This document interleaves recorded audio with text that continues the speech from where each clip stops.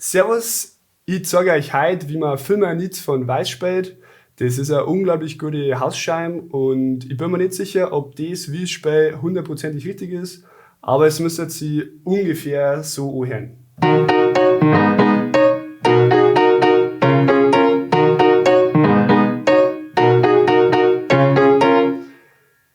Genau.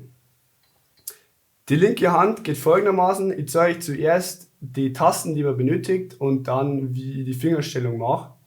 Genau, also folgende Tasten braucht man.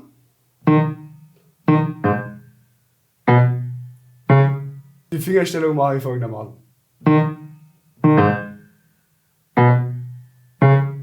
Jetzt wird es auch schon dunkel. Ja, fuck, der ganze Bus ist hier. In der rechten Hand, da braucht man folgende Tasten.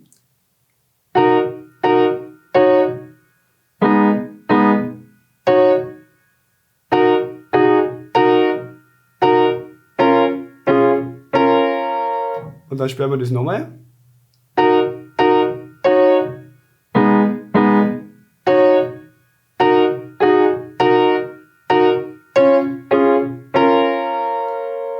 Genau, also da gibt es einen Unterschied zwischen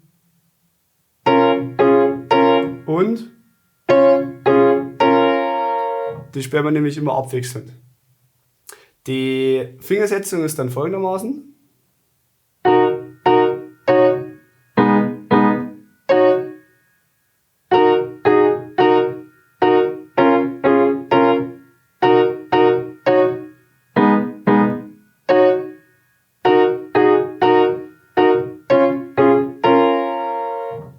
Und in Kombination hört sich das Ganze dann so.